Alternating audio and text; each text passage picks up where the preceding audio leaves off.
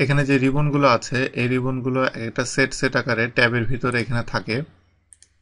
তো এইগুলা অনেকখানি জায়গা নিচ্ছে এখানে, যেটা আপনার ওয়ার্ক স্পেস, যেটা এই ওয়ার্ক স্পেসের যে জায়গাটা এটা অনেক কমিয়ে দিচ্ছে। আপনি যদি এই জায়গাটা বাড়াতে চান সেই ক্ষেত্রে আপনি এটাকে কলাপস করতে পারবেন। কলাপস করতে গেলে এখানে একটা আইকন দেখেন আছে, এই আইকনে আপনি যদি প্রেস করেন তাহলে এটা কলাপস হয়ে যাবে। এই একভাবে আপনি কলাপস করতে পারবেন। আর একটা আছে যে এখানে একটা আইকন আছে রিবন ডিসপ্লে অপশন, এটার ভিতর প্রেস করলে এখানে দেখেন যে auto hide ribbon. Auto hide ribbon দিলে সবকিছুই একেবারে এখানে কলাপস হয়ে গেল। এখান থেকে আপনি যদি বের হইতে চান জাস্ট এস্কেপ প্রেস করতে হবে, অথবা এখানে যদি আপনি প্রেস করেন তাহলেও হবে। এরপরে এখানে আরো দুইটা অপশন আছে, শো ট্যাব।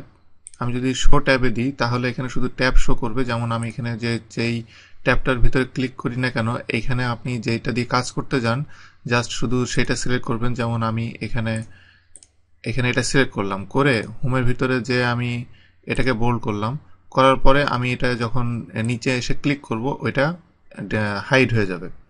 এভাবে আপনি রিবনগুলো হাইড করে ফেলতে পারবেন। এবং লাস্ট আরেকটা অপশন আছে শো ট্যাবস অ্যান্ড কমান্ডস, মানে আপনি সবগুলো যদি শো করতে চান। এটার একটা শর্টকাট আছে, শর্টকাটটা হলো